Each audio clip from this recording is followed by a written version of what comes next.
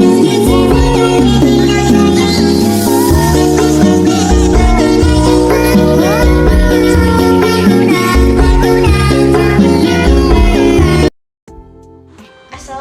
warahmatullahi wabarakatuh. Kami dari kelompok 1. Di sini kami akan memaparkan materi yang berjudul analisis permintaan, estimasi permintaan, dan keseimbangan pasar. Nah, di sini beranggotakan yang pertama ada Selmawati, Fani Selviani, Mas Willy Prayoga, Redondo, Dindo Novitasari, Muhammad Rizky Rifai, dan Ratsma Yunita. Nah, selanjutnya submateri yang akan kami bahas yaitu analisis permintaan. Di sini ada 3. Yang pertama itu ada pengertian analisis permintaan, terus yang kedua ada tujuan analisis permintaan, dan yang ketiga adalah cara melakukan analisis permintaan. Dan selanjutnya ada estimasi permintaan. Yang pertama itu ada pengertian estimasi permintaan, terus yang kedua ada metode estimasi permintaan. Terus yang ketiga ada keseimbangan pasar. Nah, di sini ada 3, yaitu pengertian keseimbangan pasar, kedua ada proses terbentuknya harga pasar, terus yang ketiga ada faktor yang mempengaruhi keseimbangan pasar.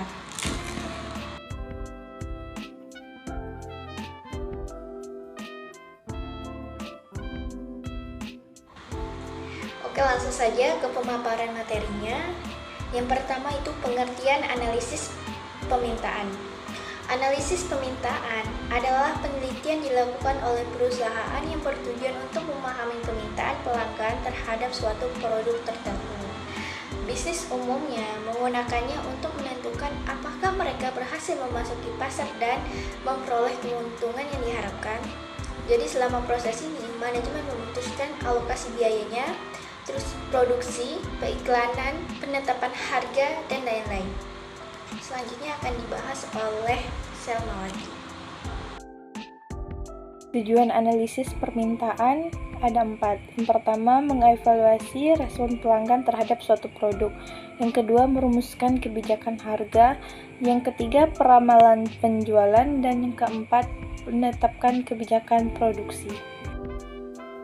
Bagaimana cara melakukan analisis permintaan? Di sini terbagi menjadi 5 bagian. Yang pertama, identifikasi pasar. Yang kedua, menilai siklus bisnis. Yang ketiga, ciptakan produk yang memenuhi niche tertentu. Yang keempat, tentukan keunggulan Anda. Dan yang terakhir, tentukan pesaing Anda.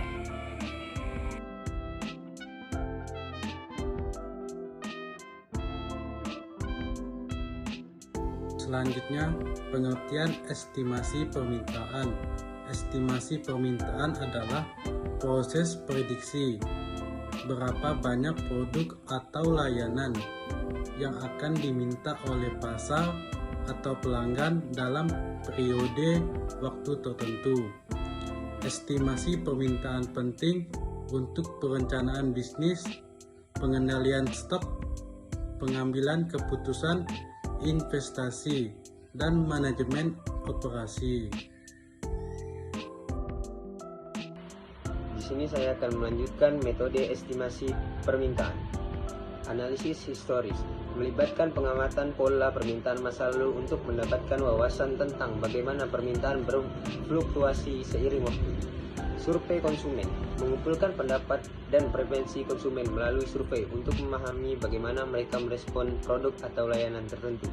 Metode regresi menggunakan alat analisis regresi untuk memahami hubungan antar faktor-faktor tertentu seperti harga, promosi, dan pendapatan dengan permintaan produk.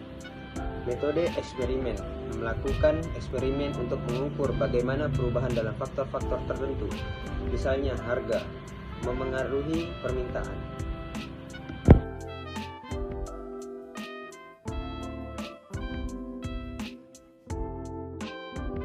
Selanjutnya ada penjelasan tentang pengertian keseimbangan pasar.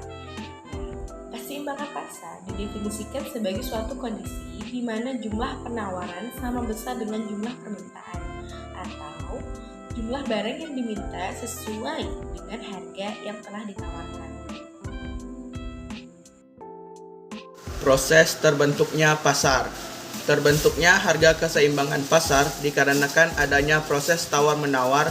Jika harga yang ditawarkan oleh penjual kepada pembeli tergolong mahal, maka barang atau jasa tersebut tidak akan terbeli atau terjual. Karena itu, penjual atau produsen akan menurunkan harganya, supaya pembeli bisa membeli barang serta memakai jasanya. Sebaliknya, jika harga yang ditawarkan pembeli terlalu rendah, penjual tidak akan menjual barang atau jasanya, maka pembeli akan menaikkan harganya. Keseimbangan pasar memiliki peran penting untuk mengendalikan harga, sehingga tidak akan terjadi harga yang terlalu tinggi atau terlalu rendah. Antara penjual maupun pembeli sama-sama diuntungkan oleh keadaan. Baik, di sini saya akan melanjutkan tentang faktor apa saja yang mempengaruhi keseimbangan pasar. Yang pertama, tersedianya barang sesuai dengan yang diminta. Yang kedua, persediaan barang sesuai dengan penawaran pembeli. Yang ketiga, keseimbangan permintaan dan tingkat kesediaan. Yang keempat, adanya kesamaan jumlah penawaran produsen dan permintaan konsumen. Baik, sekian presentasi dari kelompok kami. Kurang lebihnya kami mohon maaf. Wassalamualaikum warahmatullahi wabarakatuh. Audio Jungle.